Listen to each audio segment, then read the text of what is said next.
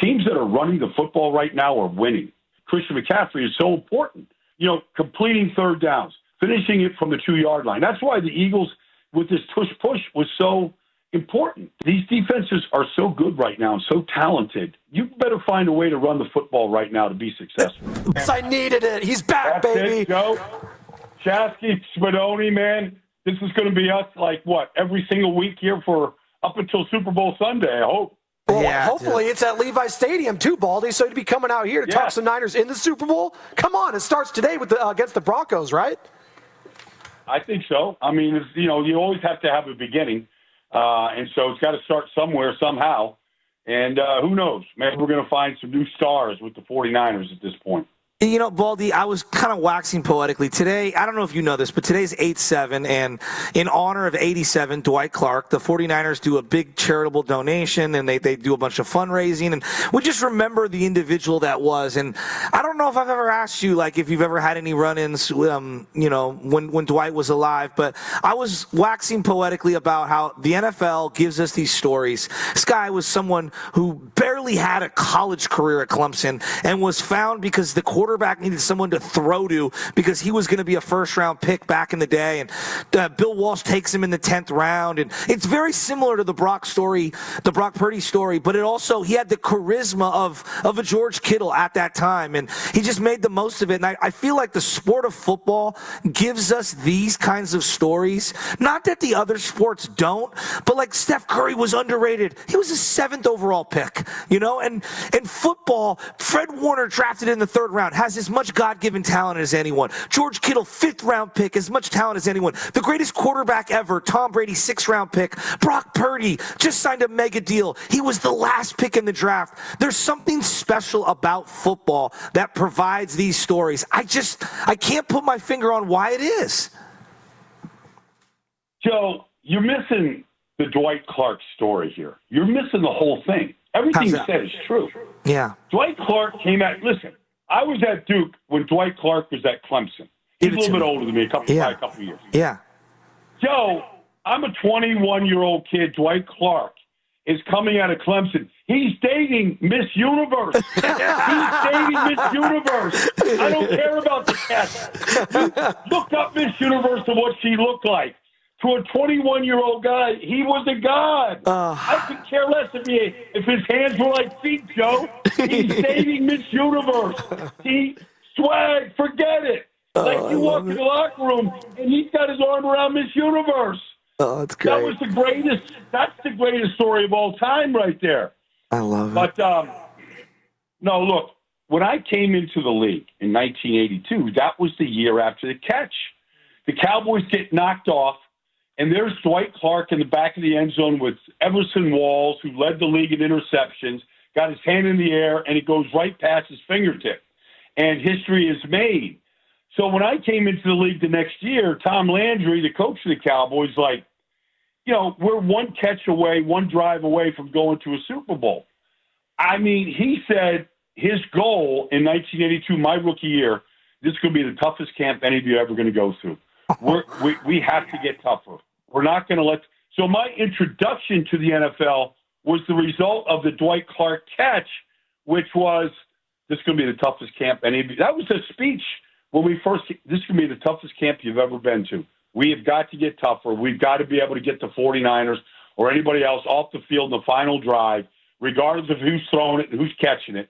We got to make that play and stop that drive.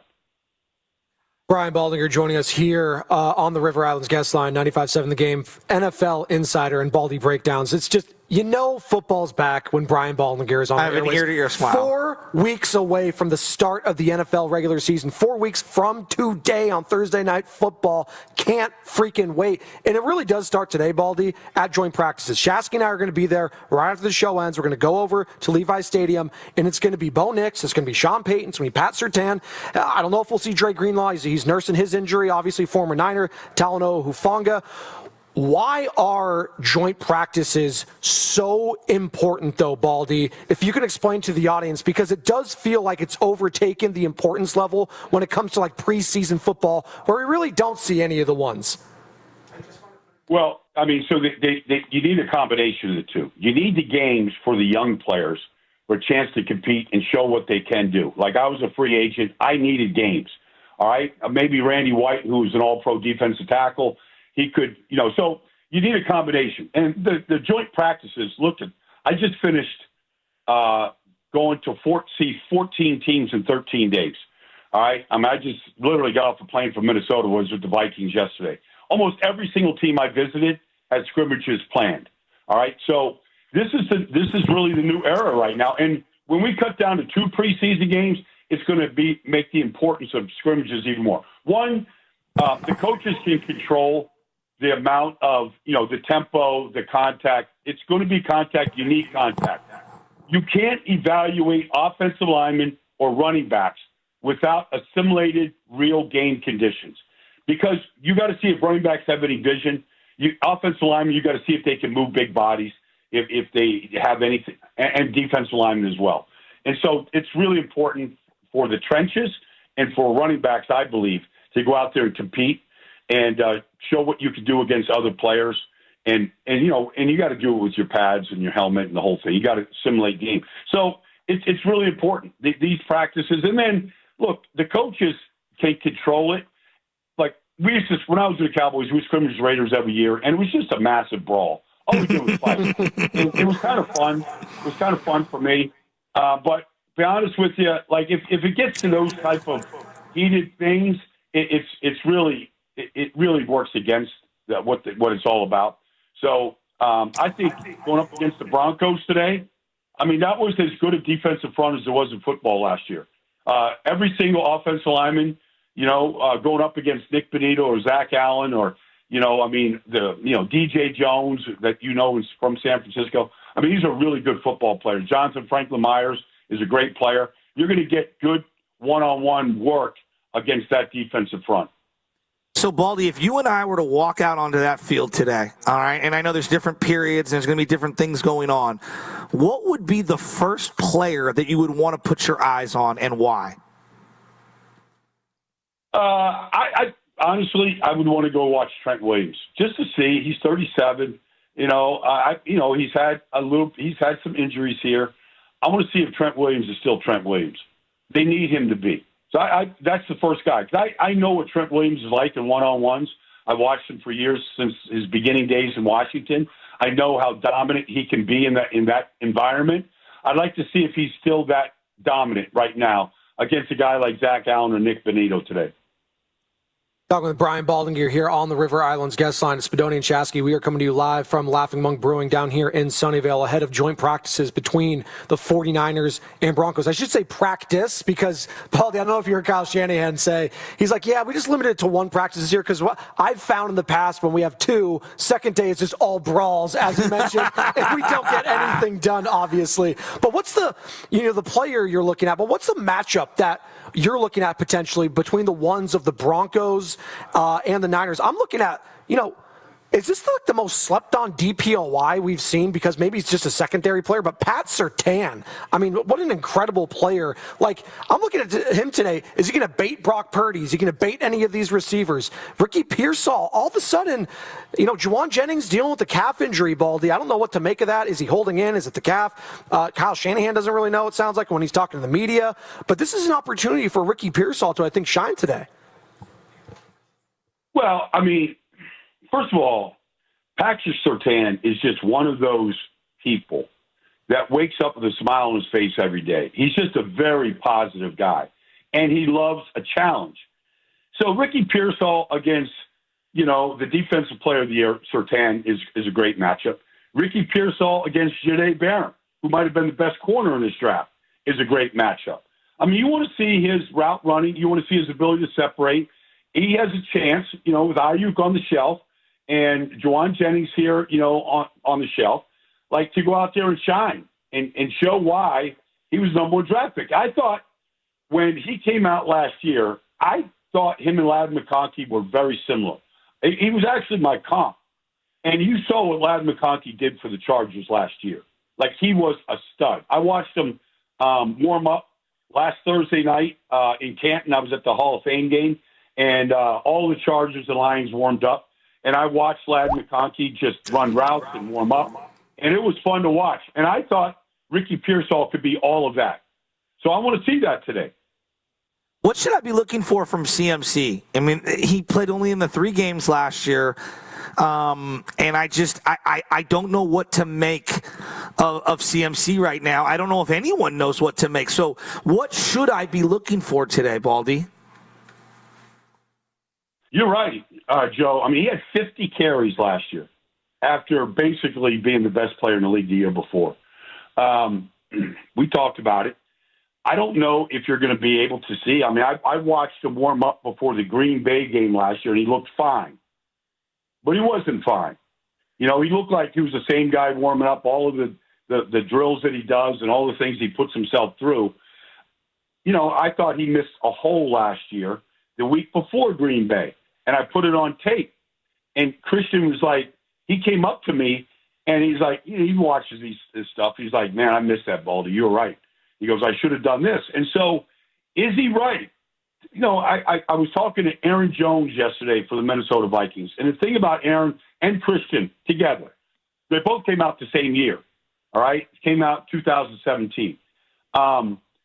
Those guys have tremendous vision. It's their greatest strength. They don't miss holes. I don't know how they do it, but Aaron Jones, these guys going in their 9th year now. I don't know if you could tell in a scrimmage situation if Christian is going to hit every hole, if he's going to hit it like, Superman, with his cape on. I don't know if he is that guy yet or not. I don't know if he knows that, because usually most guys don't recognize either the loss of step or anything else until they do. I played with Eric Dickerson. I didn't know he lost a step, but he lost a step after an injury in 1989. He wasn't the same guy the last few years of his career. So I'm not sure what we're going to be able to make out of it right now. Well, okay, so we were actually having a conversation about losing a step just in general.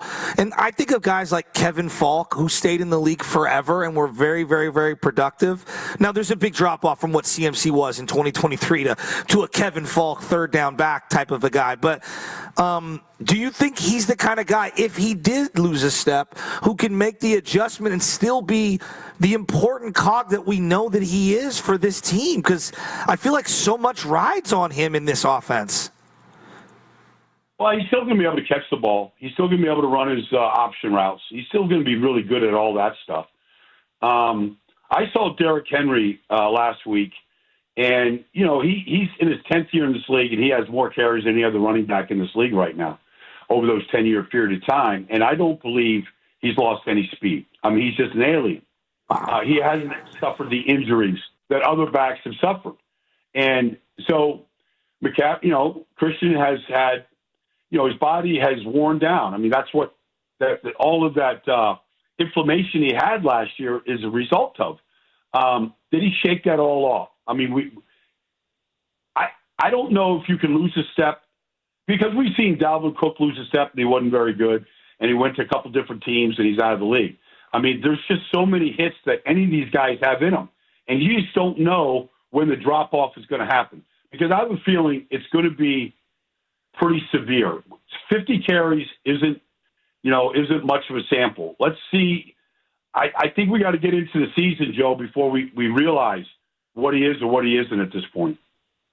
Previewing the 49ers' upcoming season with Brian Baldinger here on the Morning Roast. Spadoni and Shasky coming to you live from Laughing Among Brewing here in Sunnyvale. Baldy, we've had all these question marks right now, and we haven't even bring up maybe the biggest one. Brock Purdy, it's the quarterback, right? And any other team, it feels like contender, it always starts with the quarterback.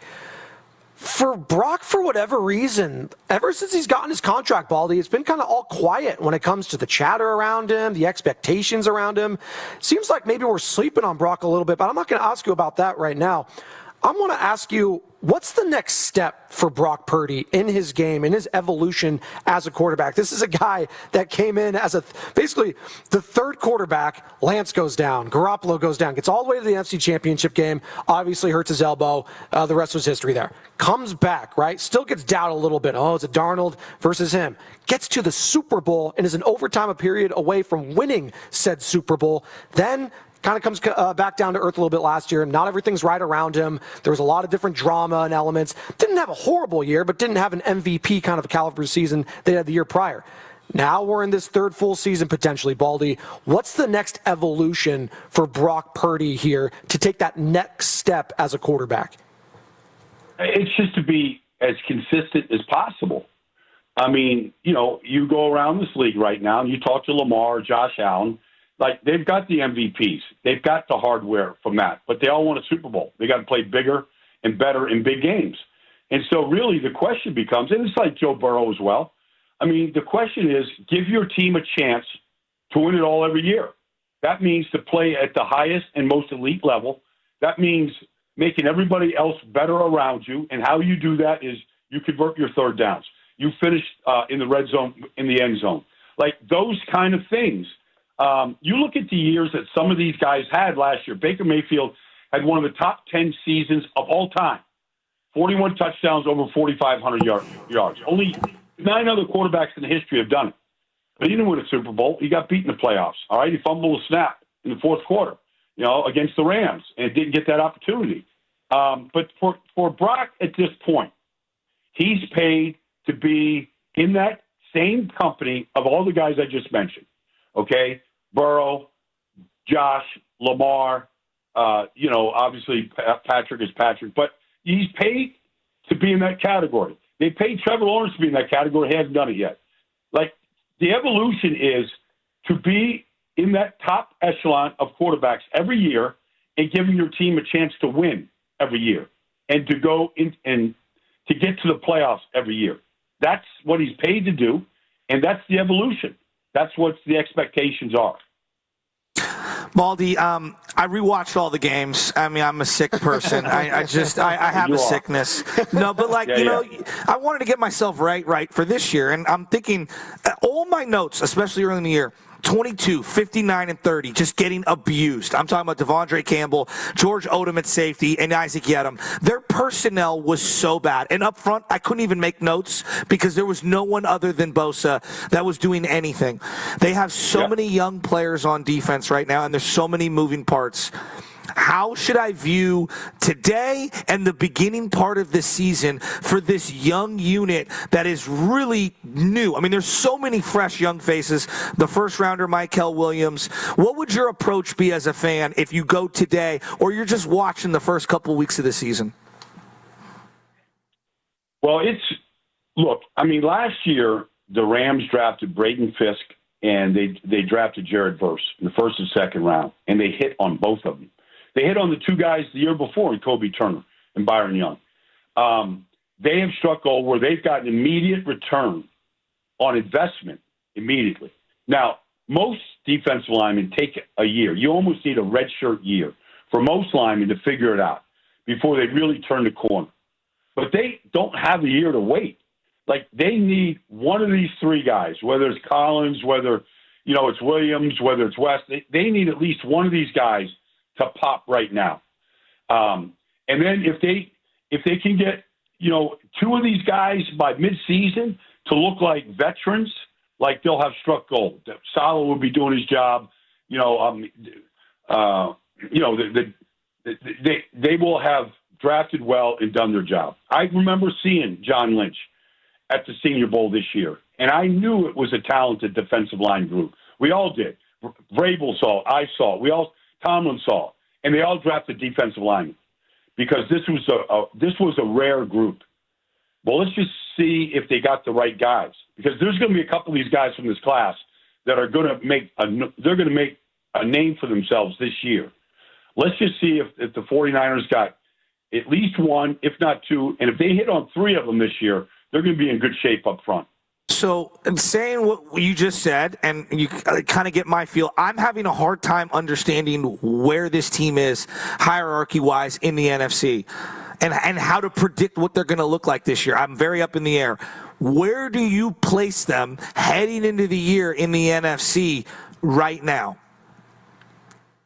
I have the Rams up front right now. Out front, we'll see what Stafford looks like. I mean, This condition of his right now doesn't sound good, but there's a month to go before the season, so I don't think there's cause for concern. But there is the fact that he's not practicing. But I think the Rams, because of the way they drafted and developed and rebuilt on the fly, I think the Rams are a little bit above. But, Seattle won 10 games last year. They've got Mike McDonald it takes a year to figure that defense out. They should be better as a group, but they did win 10 games. And so I feel like the 49ers and Seattle are right there. And I'm not putting Arizona that much further behind. They've added a lot of defensive components that were necessary, but they're very well coached. They've got a good defensive coordinator that teams have a hard time figuring out. The 49ers did last year against them. They get home. I've seen it too many. Nick Rallis is really talented. I like him a lot. So I feel like the 49ers are right there at around the 10-win mark. And at some point, Joe, this is what's going to happen. This thing is either going to come together and click, and you're going to see a good team, or it's just going to be an up-and-down season. And you're going to go, they're not the same 49ers that we saw for 3 years. So, but I don't know. And teams that come together, you know it. You just can feel it. The camaraderie, the chemistry, how they win games. You're not questioning the coach on Monday or Sunday night. That's going to happen. It's either going to happen at some point or it's not going to happen. You're going to go, boy, that was a lousy year. Well, it brings me to my next question, Baldy, is Brian Baldinger has been great with us right here on the River Islands guest line, Spadoni and Shasky, live from Laughing Monk Brewing in Sunnyvale. Baldy, how big of a year is this for Kyle Shanahan? It does feel like this is kind of a crossroads of a season because the last thing anyone wants is back-to-back years of sub-500 football, non-playoff appearances after you come off, a couple Super Bowl things. You're right there to win it, but it could close right like that, a window, right? How massive a year is this for the head coach, Kyle Shanahan? I think it's big because, look, this offense that he runs, and it's not like it's new. It's not like people don't understand the motions and the shifts and the creativity that we once gave Kyle a ton of credit for because it was innovative. But, what they're doing now, a lot of teams are doing. And a lot of teams have copied it, and they're putting their spin on it. And so I don't think you could count on just, great play calling, great scheme to get guys open, to move the football. You need more than that in this business right now. That's why the running game is so important and leaning on the run game. And it's not just wide zone. It's just everything.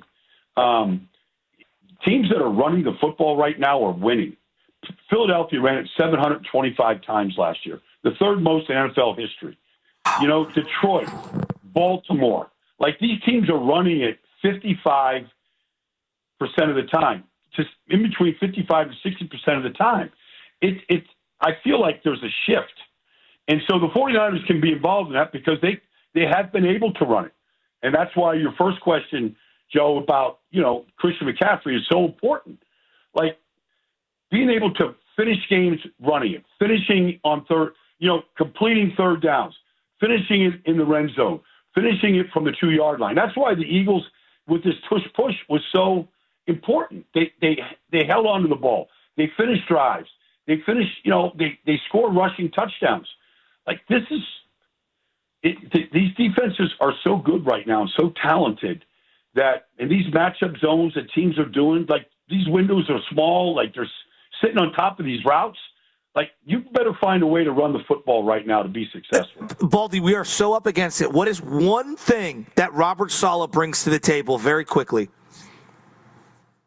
He brings juice. He's back where he belongs as defense coordinator. And the guys are going to play at fast and play at a high tempo. And they need that because last year was dreadful to watch. You're the best. There it is. I love Brian you, buddy. Baldinger. I miss you. Baldy, we appreciate it. Yes, every single week going forward. We're 4 weeks away from the start of the NFL season, and it's going to come before you know it. Baldy, greatly appreciate your time, man.